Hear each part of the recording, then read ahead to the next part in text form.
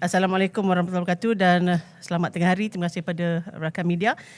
Dan kita baru saja mendengar pengulungan daripada Yang Berhormat Menteri Pelancongan Seni dan Budaya, yang mana kami di Blok Pembangkang melahirkan rasa kekecewaan kepada Yang Berhormat Menteri daripada jawapan yang diberikan dalam sewaktu pengulungan. Yang pertamanya adalah dia hanya memberikan fokus untuk jawapan hanya kepada isu pelancongan semata-mata, dan apabila dibangkitkan tentang isu kebudayaan langsung tidak ada jawapan dan juga langsung tidak ada respon yang diberikan oleh Yang Berhormat Menteri, dan ini menunjukkan seolah-olah dia tidak memberikan perhatian dan juga mementingkan isu kebudayaan di negara kita.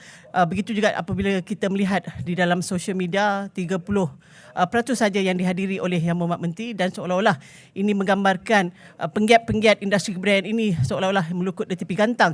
Dan saya juga pertanyakan pada Yang Berhormat Menteri tentang data ketibaan pelancong. Ini sangat penting kerana apabila Yang Berhormat Menteri mengumumkan pada Disember tahun 2023, terdapat perbezaan yang diumumkan pada tahun 2023, iaitu jumlah ketibaan pelancong adalah sebanyak 26 juta daripada Januari 1 hari bulan hinggalah kepada 15 November angka 26 juta. Tetapi apabila dinyatakan dalam satu portal di dalam Facebook yang mana namanya adalah Sea East Asia, yang mendapatkan daripada Tourism Ministry kehadiran ketibaan pelancong sebanyak 29 juta, dan ini berbeza. Dah bertambah lagi muskil apabila data yang dikeluarkan oleh Tourism Malaysia, iaitu pada 5 Mac ketibaan pelancong sebanyak hanya 20.1 juta.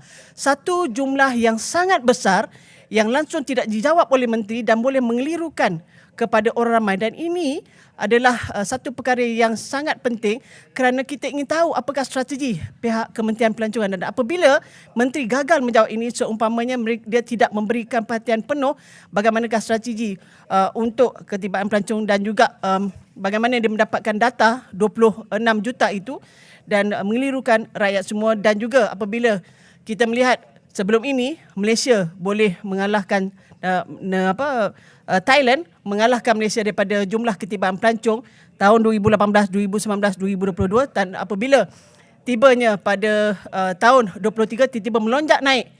Sebagaimana saya cakap, daripada tahun 22 hanya 10.07 juta, tapi apabila tahun 2023 melonjak naik sampai 126%, itu adalah satu jumlah yang cukup besar, dan bagaimana mereka memperoleh itu, menteri tidak jawab. Jadi ada juga isu-isu lain yang keduanya adalah berkenaan dengan isu bak kuteh. Saya minta Yang Berhormat Yang Berhormat Perdana Besar untuk menerangkan. Assalamualaikum warahmatullahi wabarakatuh, dan terima kasih pada sahabat saya Masjid Tanah. Tadi saya ada bangun juga untuk memberi saranan kepada menteri agar fokus kepada tugas sebagai menteri untuk Tahun Mahat Malaysia 2026. Dan juga antara benda yang patut dia fokus adalah isu-isu yang agak sensitif, yang berkaitan terutama isu bak kuteh yang agak kontroversi di peringkat luar. Yang mana kita tengok ahli parlimen, saya juga akan cuba memberi saranan kalau dibagi peluang tadi untuk semua ahli parlimen tu dan juga rakyat agar memahami kembali konsep rukun negara kita, iaitu prinsip kesopanan dan kesusilaan. Antara isu penting adalah isu bak kuteh tadi perlu diselesaikan secara baik kerana itu menyebabkan satu benda yang melibatkan sensitiviti. Antara kita akan fokus adalah apakah perkara itu, bak kuteh itu memenuhi syarat Seksyen 67 atau Warisan Kebangsaan 2005.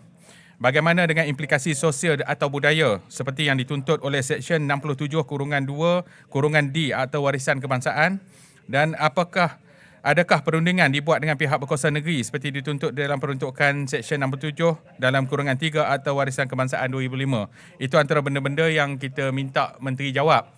Bagaimanapun disebabkan masa tadi dan juga gangguan-gangguan yang menyebabkan benda itu tak dijawab, itu kita terpaksa gunakan media ini. Okey, terima kasih. Saya ingin mengulas satu ketika dulu di Dewan Yang Mulia, Dewan Rakyat ya, Timbalan Menteri Motek menyebut antara ciri-ciri makanan warisan negara Malaysia ialah halal. Halal. Jadi saya lihat Menteri Motek dia tidak fasih berbahasa Melayu, merangkak-rangkak. Itu membaca. Jadi saya mudahkan soalan saya. Saya terima dia nak bagi jawapan bertulis. Tapi kalau soalan pun saya tak dapat nak lontarkan di Dewan kepada dia, macam mana dia nak jawab tulis kan? Sebab tu saya ambil inisiatif untuk bercakap di sini. Soalan saya mudah saja. Yang manakah makanan warisan Malaysia dan berikan penjelasan jawapan anda. Jawapan tersebut. A. Bak kutih tidak halal. Ada sup tulang babi di dalamnya. Yang B. Bak kutih halal. Ada sup tulang rusuk lembu dan kambing yang halal. Yang disembelih lah. C. Kedua-dua di atas adalah betul. D. Semua di atas bukan makanan warisan Malaysia. Itu saja. Saya suruh jawab A, B, C, D dan beri penjelasan. Itu pun dia tak mampu nak bagi saya bercakap. Harap dia dengar dan dia boleh jawab lah. Saya akan bagi ni dekat Menteri untuk dia jawab secara bertulis. Terima kasih. Saya nak tambah sikit ya. Polemik berdebatan bak kutih kapal baru Cina ni bukan petty issue. Ada ramai masyarakat ingat ini benda picisan. Saya nak ingatkan kepada semua, pada tahun 70-an, debat dasar kebudayaan kebangsaan antara DAP dan gerakan ketika itu, antara Lim Kit Siang dengan Syed Najib Al-Atas di Bangunan Mara, dihadiri puluhan ribu mahasiswa berbincang tentang dasar kebudayaan kebangsaan. Melibatkan apa kita bicara pada hari ini. Apa yang boleh diterima, apa yang tidak boleh diterima. Penerimaan bak kutih, walaupun nampak ahli parlimen DAP berhujah bak tu ada daging, macam kita beli burger lah. Daging burger yang kita faham conventionally adalah daging lembu, bukan daging rusa, daging arnab. Sama juga dengan bak. Dalam semua rujukan kita lihat dalam media, dalam pelbagai rujukan, bak merujuk kepada babi, daging kinzih. Jadi tak perlulah kita putar balik auta dengan logat Hokkien dan sebagainya. Jadi kalau benda ini diluluskan, dan kami persoalkan kerana proses nak menjadikan bak kutih sebagai objek warisan itu bukan mudah. Nak kena berunding dengan pihak berkuasa negeri. Dah berunding ke belum? Itu kami nak tanya. Apa bukti rundingan dibuat oleh menteri dengan semua negeri-negeri, esko-esko pelancongan kebudayaan? Adakah negeri-negeri kami, Kelantan, PAS, Kedah, Perlis bersetuju? Kalau tak setuju, tak boleh.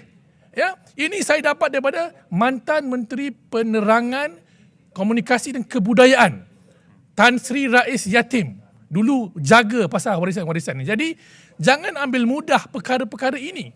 Ianya mencabar keharmonian antara kaum, mencabar kedudukan Islam sebagai agama persekutuan, mencabar kedudukan raja-raja Melayu yang menjaga adat istiadat Melayu dalam negara ini. Jadi saya minta Menteri jelaskan benar atau tidak proses tersebut sudah berjalan.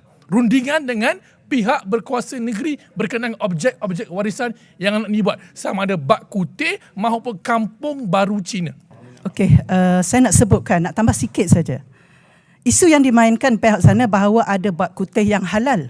Dia sebut pula dia pernah dilaksanakan ataupun dibuat oleh Muslimat ataupun PAS. Itu adalah bak kutih PAS, bukan yang disuarakan oleh Kementerian Pelancongan waktu ini.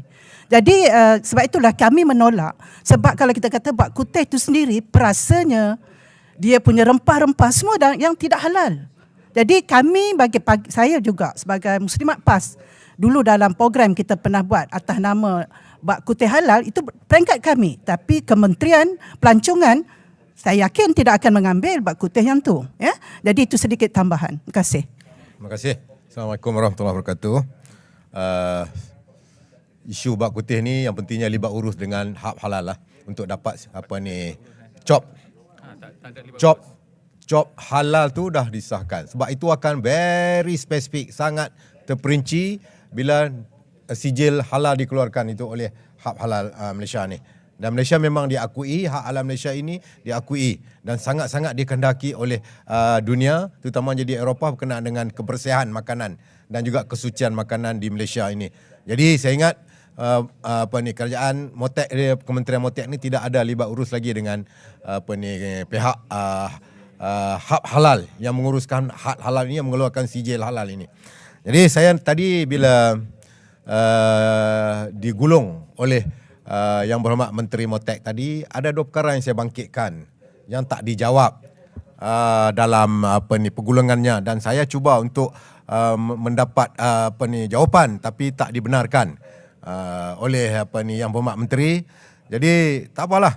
Jadi saya nak tanya dia. Yang pertamanya berkenaan dengan isu yang saya bangkitkan dalam perbahasan saya dahulu berkenaan dengan isu demotion ataupun diturun pangkat oleh menteri terhadap ketua pengarah iaitu Datuk Dr. Amar. Jadi kita tengok, saya tak petikai bab tu hak menteri. Hak menteri pun dia ada proses dia. Dia ada proses. Menteri boleh menolak cadangan daripada proses ini dan juga menerima. Itu hak menteri. Tetapi saya nak tanya, dalam isu Datuk Dr. Amar ini, adakah berlaku proses HR, berlaku proses show cause letter, surat tunjuk sebab, kemudian discipline board ataupun domestic inquiry yang dibuat oleh board ataupun oleh lembaga pengarah MOTEC supaya siasatan secara adil, tidak berlaku kezaliman. Kalau ada berlaku CBT, terus boleh buat criminal breach of trust. Ini satu lagi yang mana siasatan perlu dibuat secara terperinci untuk diambil tindakan. Tapi kita nampak kes ketua pengarah MOTEC ini terus diumumkan dia diturunkan pangkat. Mereka awalnya dikatakan pemecatan, tetapi apabila dibangkitkan isu ini hanya diturunkan pangkat daripada ketua pengarah kepada timbalan ketua pengarah. Oh, it's okay. Demotion. Dalam kita ada dalam akta, dalam proceeding proceeding HR di bawah KPPA, di bawah JPA, sesuatu tindakan yang diambil mesti ada akta-akta yang tertentu yang dirojok bagi nak mengenal pasti supaya tidak berlaku kezaliman ataupun penganiayaan. Jadi di sini kita harus lihat, QPEC juga perlu bangkit untuk mengangkat isu ini supaya benda ini tidak akan jadi presiden pada masa akan datang. Jadi saya tanya tadi Menteri, adakah prosiding ini telah dibuat? Kalau dibuat, apakah dapatan daripada disiplin board yang dibuat oleh MOTEC ini untuk diturunkan pangkat ataupun dipindahkan dan sebagainya? Ini yang saya bangkitkan, itu yang pertama. Yang keduanya, saya meneliti senarai lembaga pengarah MOTEC. Saya meneliti dan di situ saya tertarik kepada satu nama. Yang di situ ada nama Kurniawan Mokhtar. Adakah seorang daripada ahli lembaga pengarah ini ada kaitan dengan mana-mana VIP ataupun ahli-ahli politik? Kebetulan di situ ada Mokhtar. Saya tak tahulah mana-mana ahli politik, saya tak mahu tuduhlah mana-mana ahli politik, tapi kita boleh tahulah dalam Malaysia tak banyak orang nama ahli politik yang ada Mokhtar. Kurniawan Mokhtar ni juga daripada Kinabatangan. Jadi saya tengoklah ada seorang daripada ahli politik tu melompat-lompat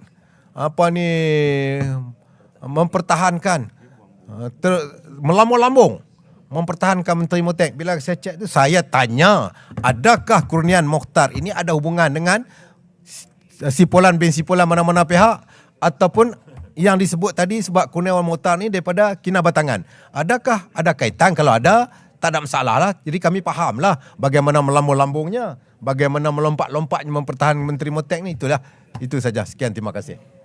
Jadi saya sebagai pengurusi portfolio pelancongan seni dan budaya melihat bahawa terlalu banyak isu penting yang tidak dijelaskan dan juga diberikan pencerahan baik oleh Yang Berhormat Menteri, dan saya benar berharap supaya Yang Berhormat Perdana Menteri melihat tentang permasalahan ini, kompeten, seseorang menteri itu harus kompeten dalam menerajui sesebuah kementerian. Tapi kami lihat di dalam Kementerian MOTEC ini ianya tidak berlaku sedemikian. Jadi saya harap ianya dapat diberi perhatian oleh kepimpinan Perdana Menteri pada hari ini.